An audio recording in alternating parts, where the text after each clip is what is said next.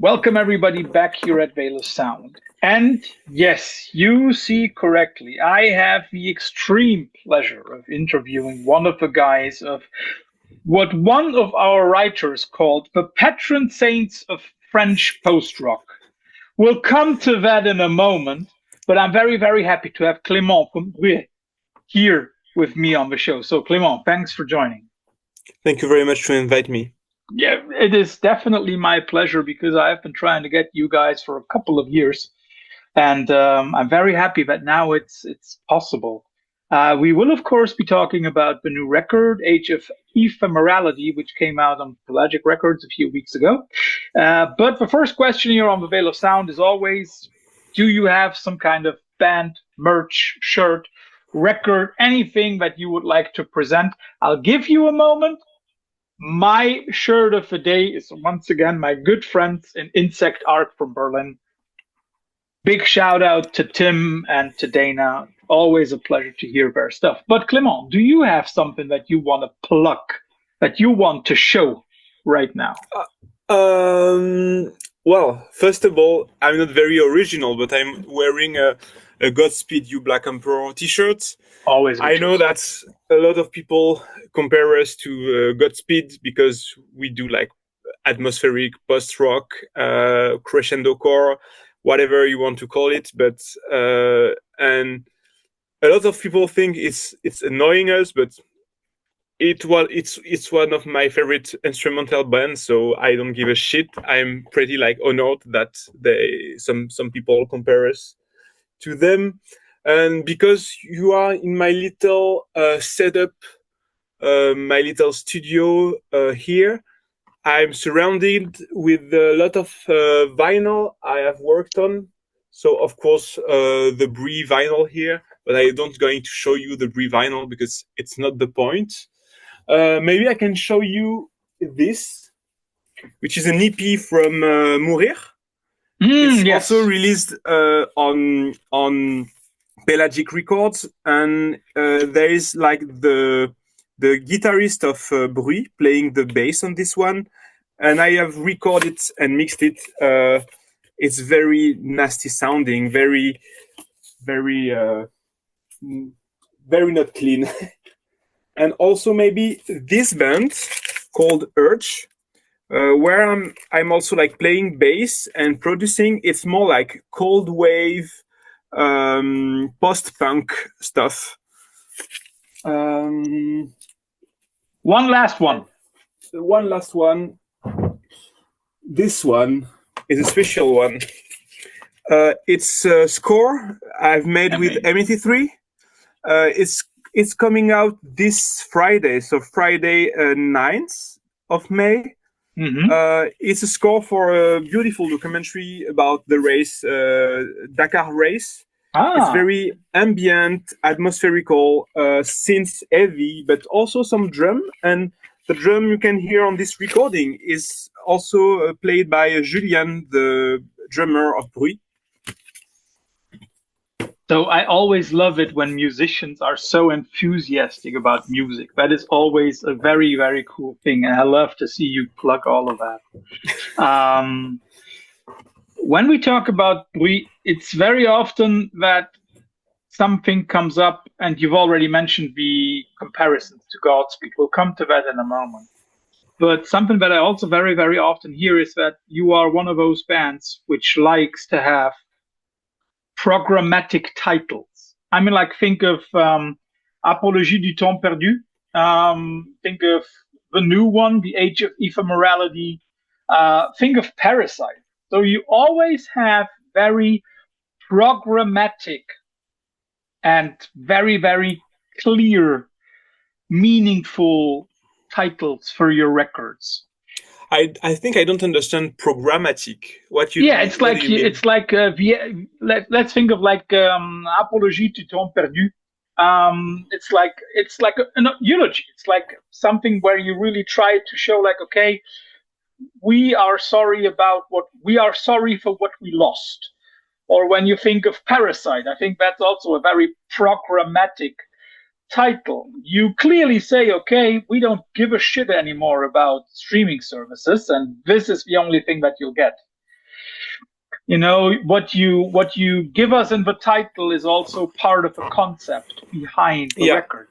Yeah, it's always very tough for us to find the right title for a song and for a project, because we have a lot of things to say about a lot of subjects, but we choose to not sing in our music.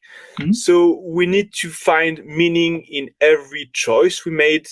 And the few words that's going to appear to the audience are the title. If you have the vinyl and you have the physical object and you have the booklet, there is a lot of text inside. There is a lot of writing from us. But otherwise, the only door entrance to what we want to say is in the title. So we are... it's often that a song go through like 5 or 7 titles before we find the good one, because we want...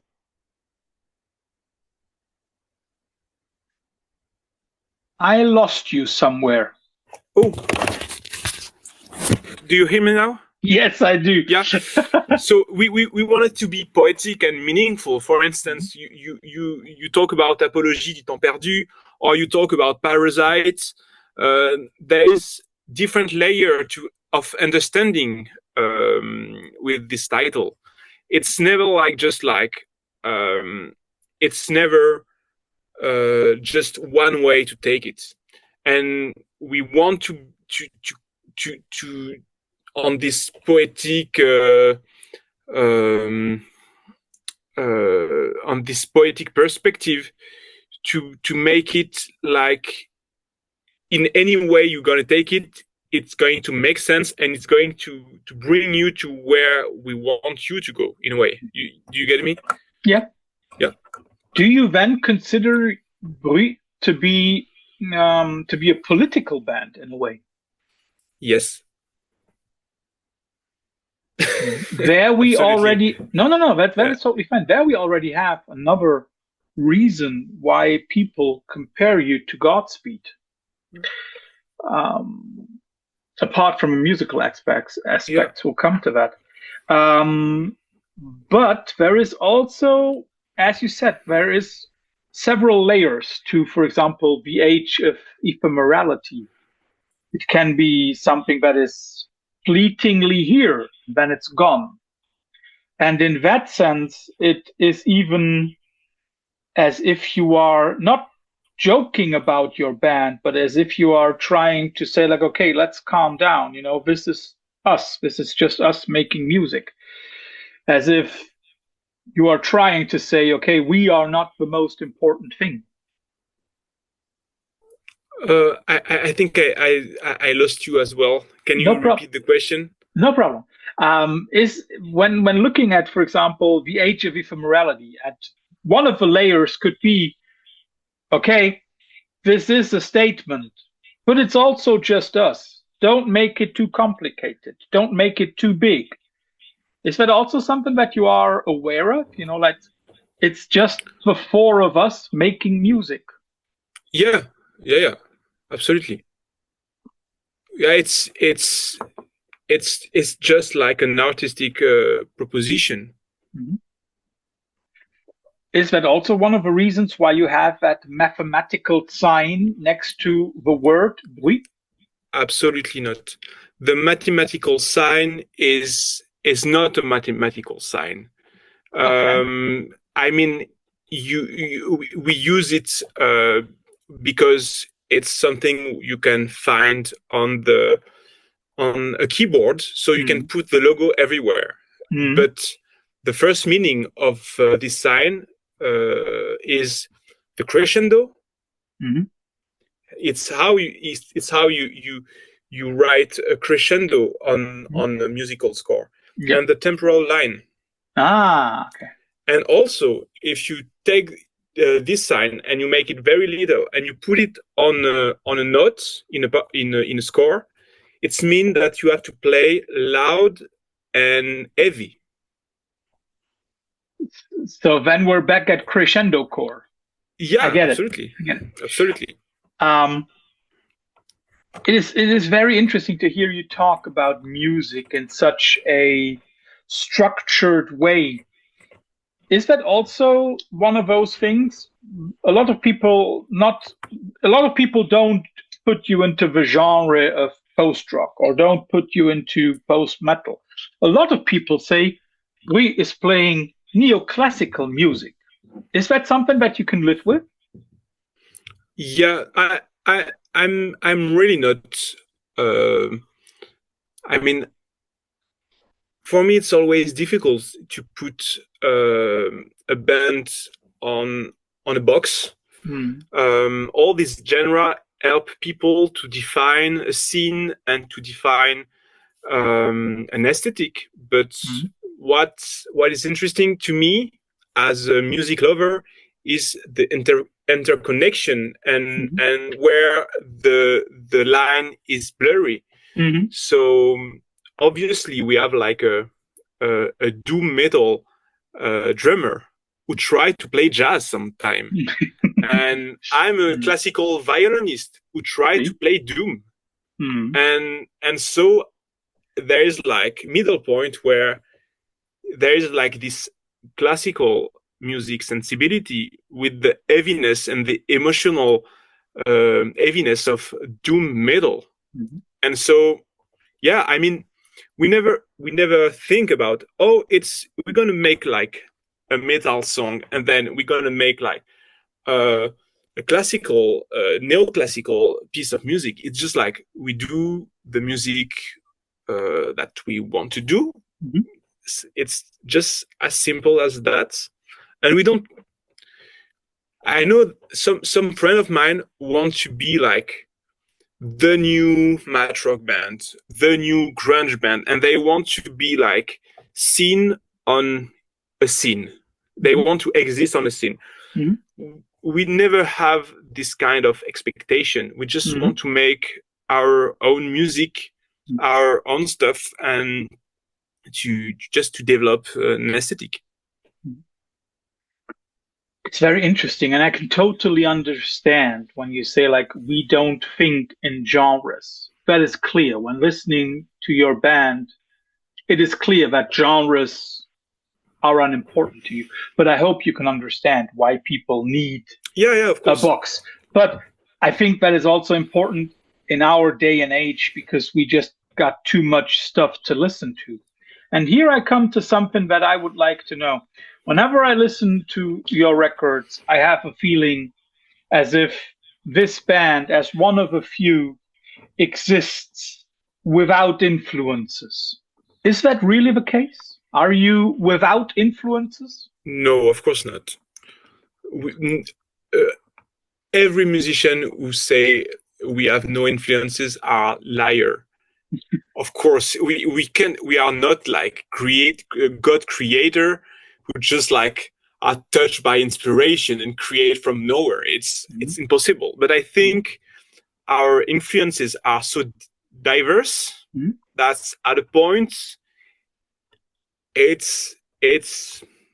sounds original maybe because we are mixing Amenra with One Hot Trick Point Never, with Claude Debussy, with like Daft Punk, and then you have like this Beatles influence, and just like because we listen to very very very different music, so at a point it's just like it's a mix between all these influences.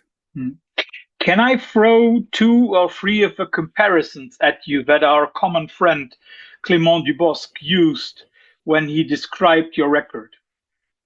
He spoke about Radiohead and Jeff Buckley, and he also spoke about Aphex Twin. Is that stuff that you, Clément, listen to yourself?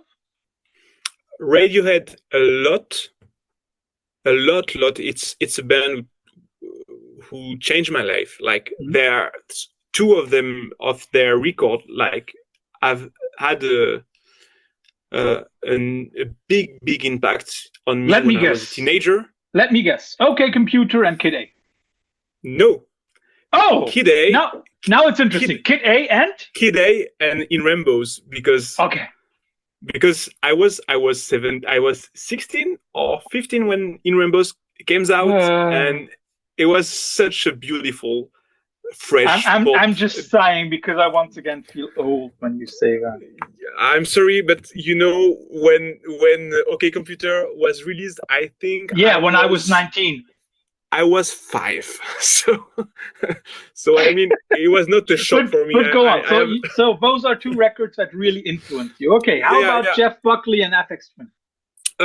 Jeff Buckley, not that much. Even if my girlfriend is a big fan, and now I'm also a big fan because the record is playing always here, and the sound is amazing. The singing is just stellar. It's incredible. So, but it's not something I've heard that much that is changing my DNA. But Aphex Twin and all the scene of Warp was definitely a big influence on me since my teenager. Absolutely. It's interesting because when I first read Clément's review, I was like, "Are you out of your mind?" And the more I listened to the record, the more I got his idea. And that is something why I was asking about the influences. Something that you also mentioned, and that is also clear when looking at where the record was produced. It is once again a clear statement of where you also come from. It's a very Toulouse record. 3 of the 4 spots where stuff was recorded is in Toulouse. Another one is not far away in Gizeau. I once again, I guess that it's not something that you set out to do, that you thought about right from the beginning. But is this maybe your Toulouse record? I don't know about that. I think it's the only part of the review who gets me a bit skeptical. I mean, the only very Toulouse thing we did on this record was to invite our friend from the local scene and to make this noisy guitar orchestra. But it was much more because we were able to have this beautiful space with an incredible acoustic, and I just had this silly idea, and I thought it was funny to put like our friends with big amp doing feedback on this space and record it as like a base of sound design for the album.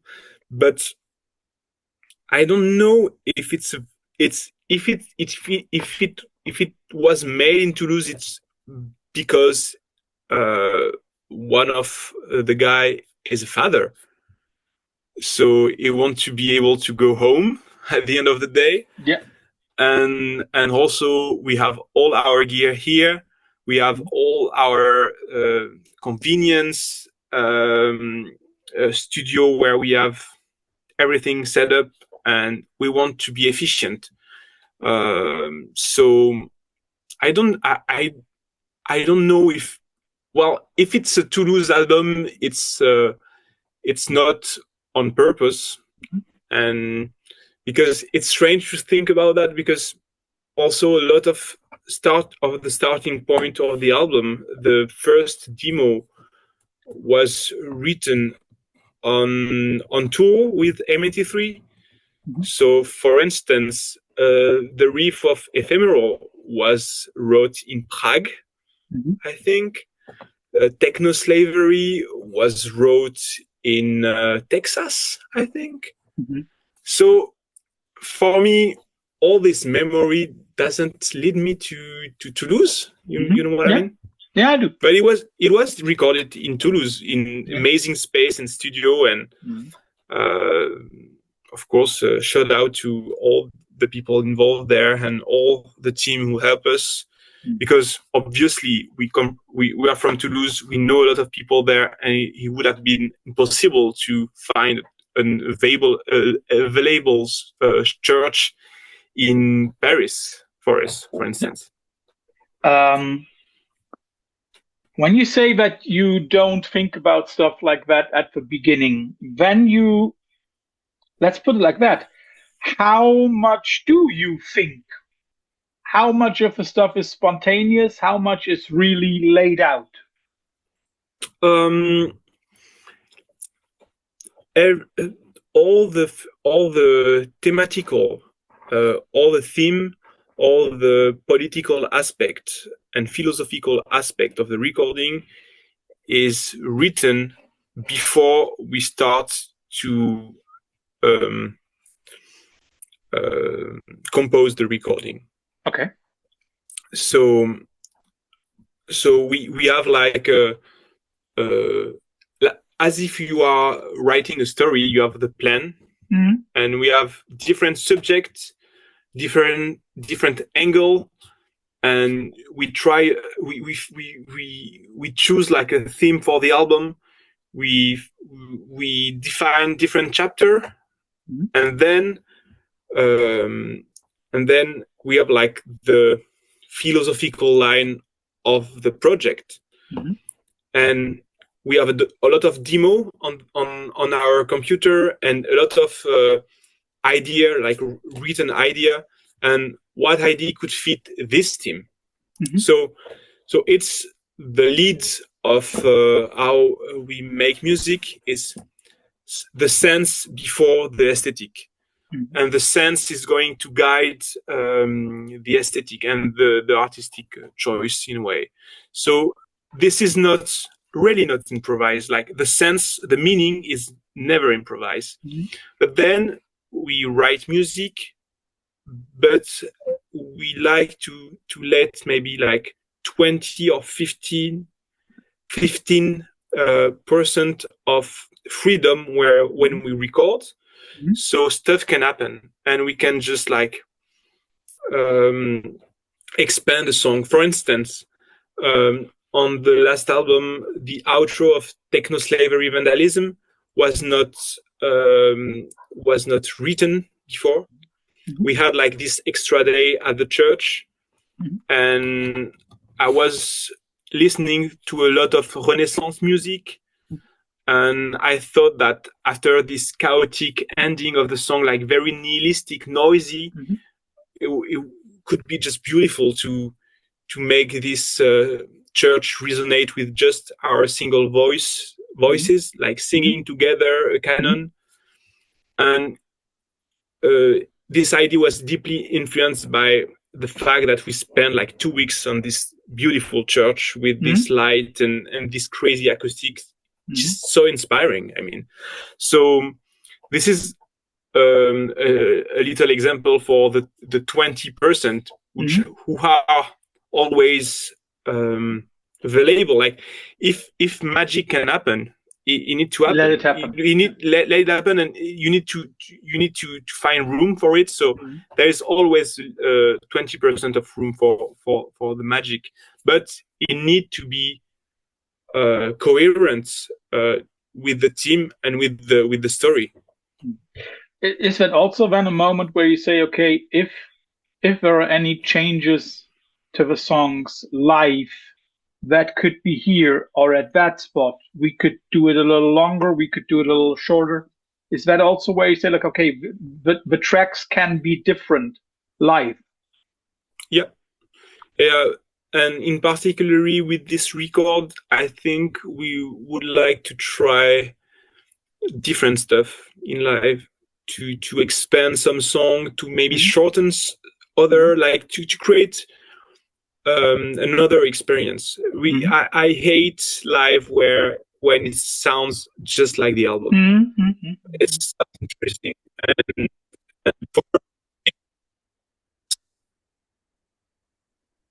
I think you're being lost again. There is something with the cable, I think.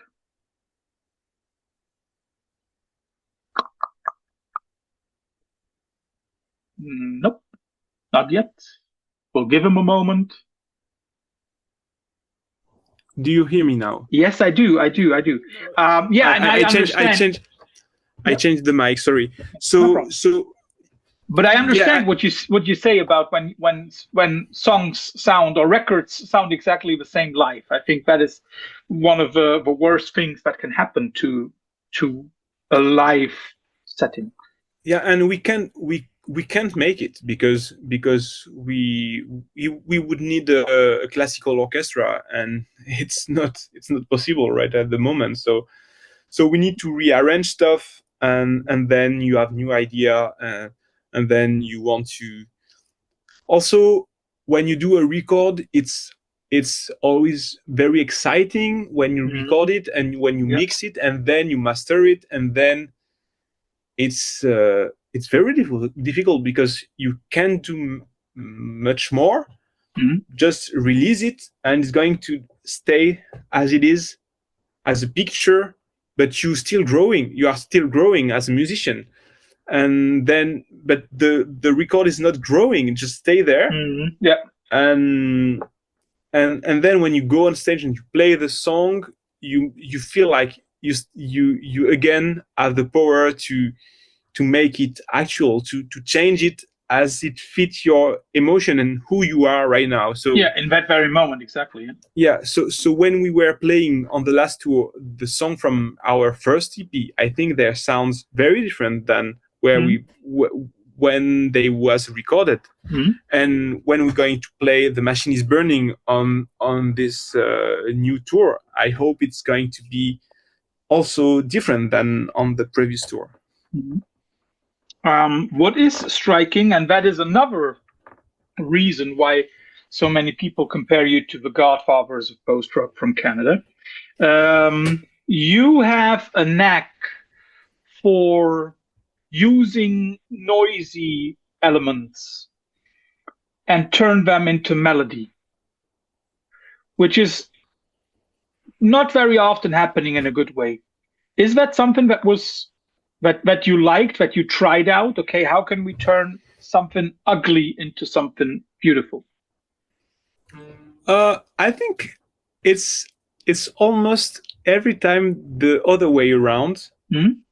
It's more like we have this beautiful melody, Mhm. and then we try to to to to to to use texture and Mhm. sound treatment to make Mhm. it more tragic or Mhm. more extreme. Mhm. And I really like when there is a dichotomy Mhm. between um, the emotion a melody can give you. Mhm. For instance, a sense of joy and hope on the end of The Intoxication of Power, Mhm. the last track of the album. Yeah. So these very bright, beautiful chords, which are very awful and very joyful, but Mhm. the texture is so distorted, so tragic. Mhm. So there is like an underline which is like in the opposite direction. So it's bringing some depth and some um, I don't have the word in English. I'm sorry. It brings some Some kind of finality also, right? I So this don't is the end. I don't know. For me, it's more like it's giving some 3D to the idea. Mhm. It's giving some perspective because Mhm. it's just not it. If we do a version of this song without any of this texture, it would be just a joyful, beautiful moment with Mhm. horn and brass and this beautiful organ and the Mhm. strings and the guitar, and it's just like happiness, pure joy. But Mhm. then with the texture, you are you are making an underline, which is another story, like another Mhm. lie to the story, and then you can interpret it as something maybe fake or Mhm. forced Mhm. or artificial.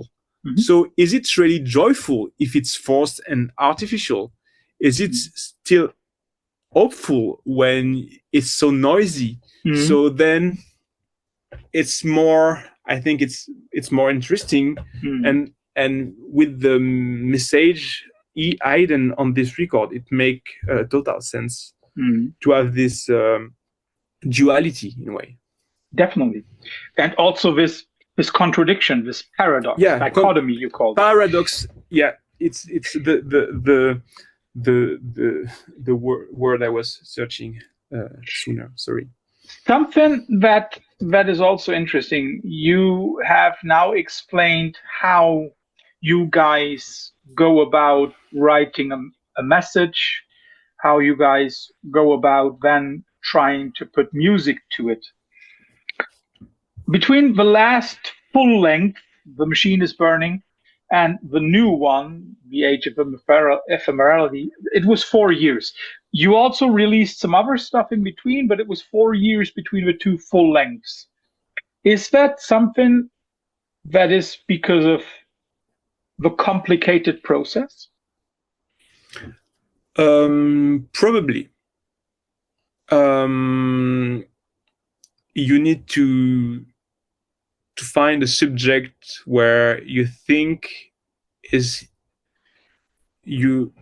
We needed to find a subject where we think it was interesting that we do something. We just don't want to talk about things because we think it's cool to talk about the thing. We want to have something to say which is interesting in a way. The message again, right? The message. And then you have to when you find the theme, you need to find different angle to confront it, and also you have to have like the musical material. So it's taking time. I think if we had made a record just after The Machine is Burning, it would have sounds like The Machine is Burning /2. Yeah. And we really don't want that. We really hope that every record have his own sound and his own artistic direction, but we still like a link between them. So it's not just like completely disconnected, but every chapter is very different than the one before. But also we have been touring with the M83 for 1 year, and of course there was pandemic in between as well. The pandemic was you're right. But let me ask you one question about not trying to do The Machine is Burning Volume 2. Apologie du temps perdu. It is Volume 1, so will we get a Volume 2 to that one? Yeah, absolutely. Cool. Yeah. So it's also interesting. Sometimes you do want to create a larger bridge between. Yeah, but the concept behind Apologie du temps perdu is the idea of being able to deliver ambient record, just ambient and more neoclassical stuff that we can play live. The thing is, on the first album, we really didn't thought that we're going to play live that much.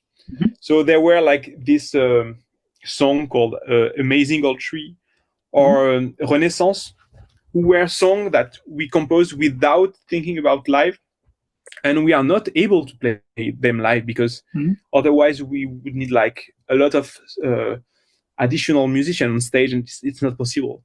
So now for this record, we can play everything live, and everything is composed with the live in mind, to be able like to play it with the four of us, and it's interesting and it's full and it's like a rock band.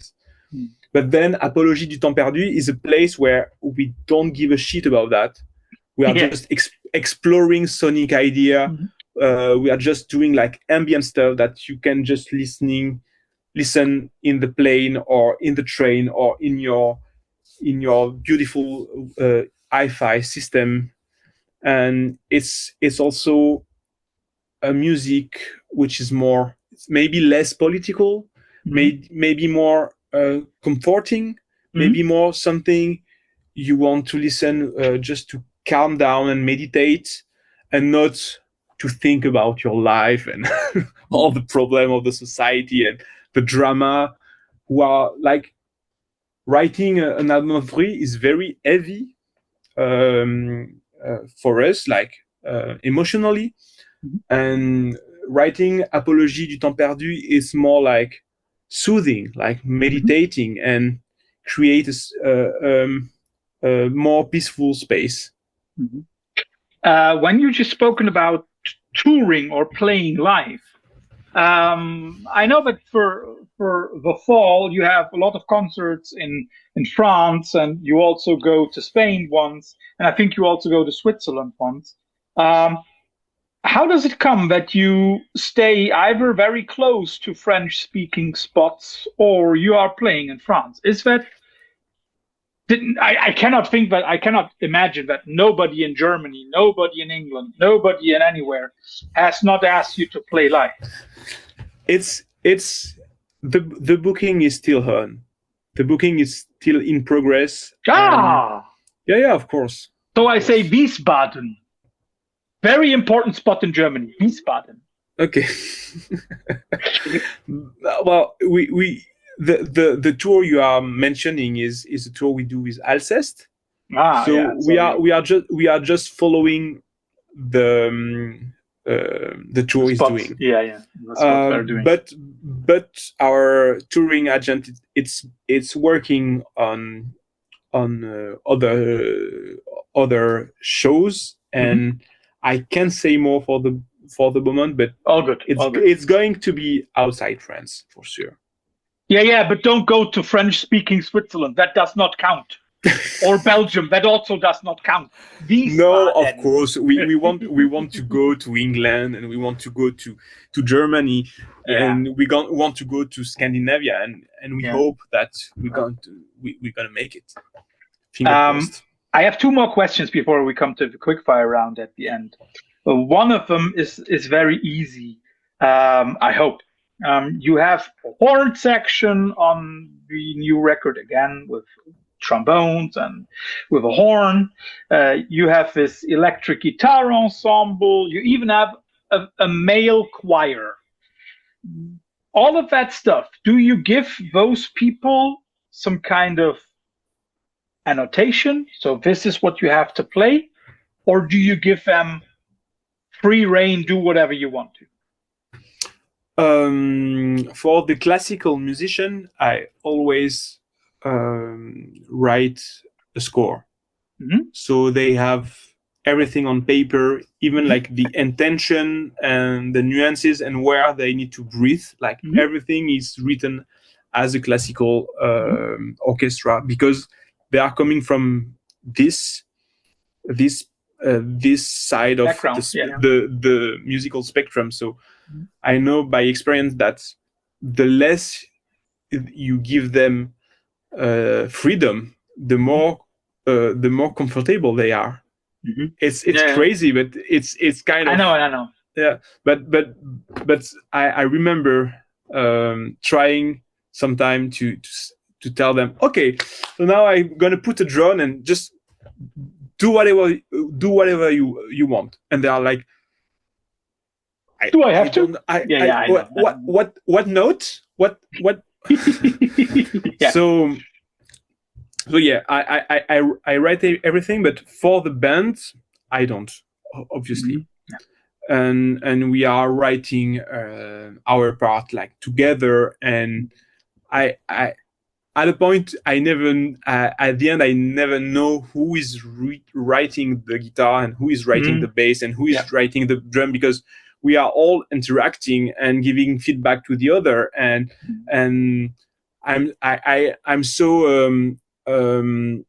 influenced by Julien, our drummer, Mm-hmm.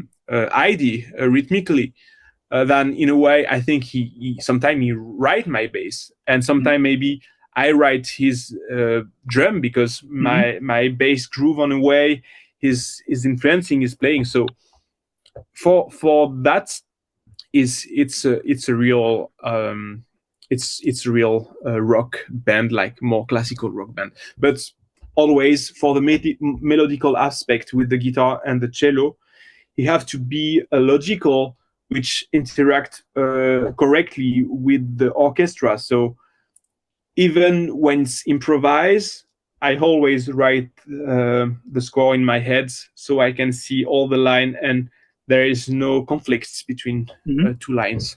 Mm-hmm. The last one, and here I want to give people something to think, and maybe also give you something to think.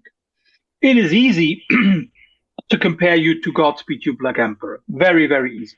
And I hope I hope you don't mind me saying, but I would say musically and emotionally, your band is playing the same league as Godspeed.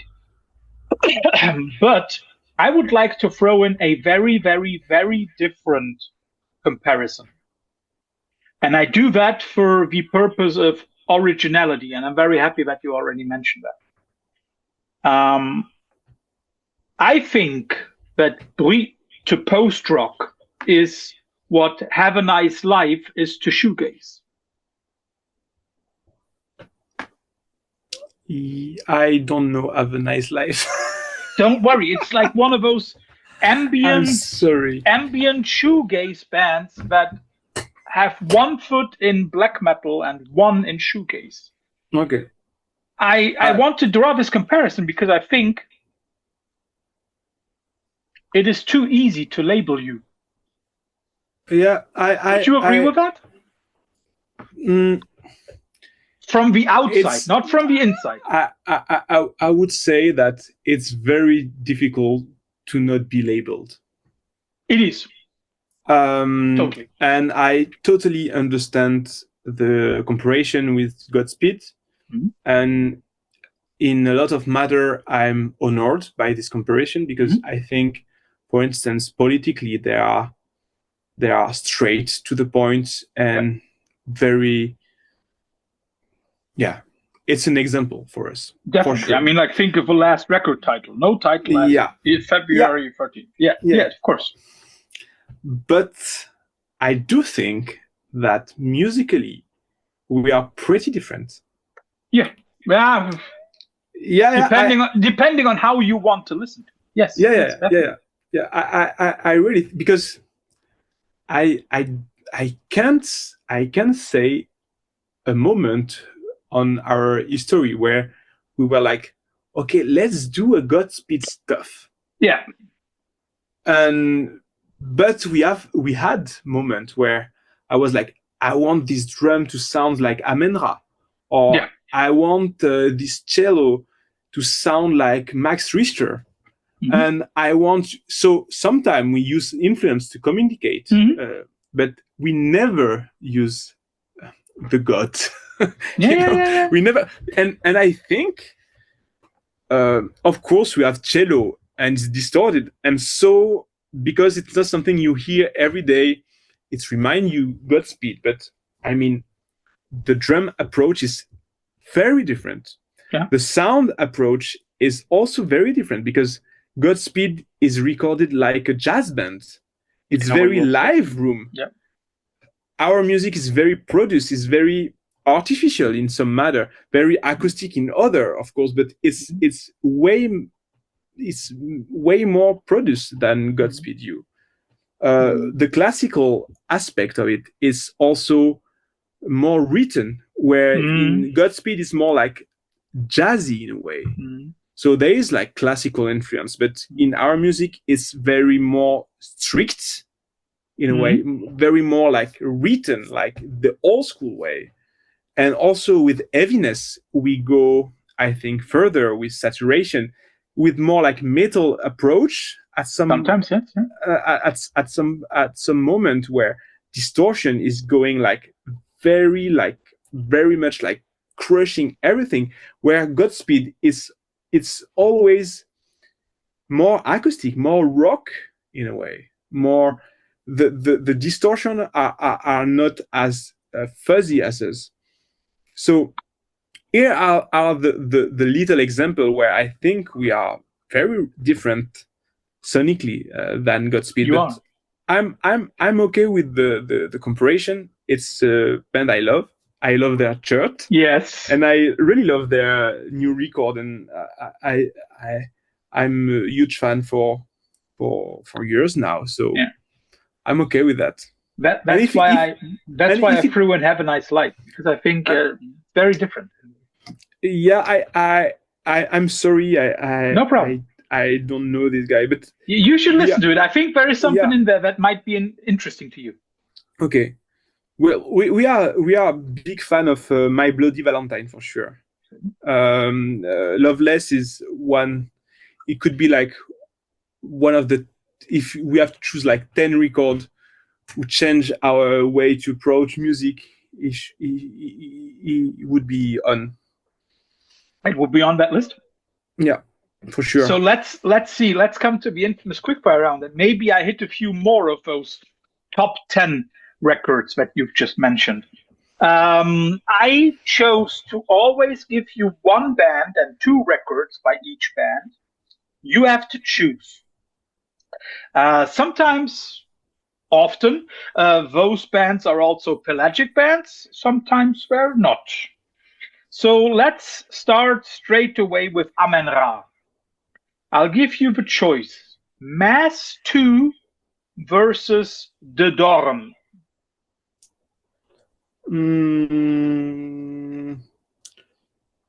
I can say Mass 4. You can also say Mass 4 if you want to. Mass 4. Okay. Then another very, very famous North American post-metal, post-rock band, Ranges. I'll give you Babel versus the Ascensionists. Don't know this guy. Okay. You're gonna see my extreme music culture is not that's big. I'm pretty sure you know the next band, Lost in Kiev. Yeah. Persona versus Rupture, the last 2 full lengths. I think I choose Rupture. I hope you know Sub Rosa from Salt Lake City. No. No problem. Enough. And I chose them because they do post-rock with cello as well, just like you. Okay. As I hope that I wish Theo was there, because he have much more.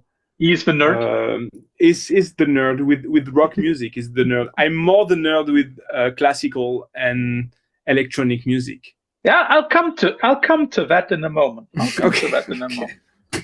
Mogwai, Come On Die Young versus Rock Action. Come On Die Young.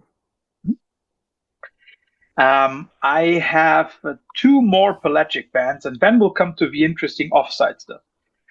Envy from Japan. A Dead Thinking Story versus Insomniac Dose. Insomniac Dose. Mm-hmm. And you should know the next one because they're your label boss's band, The Ocean. Precambrian versus Holocene. Holocene.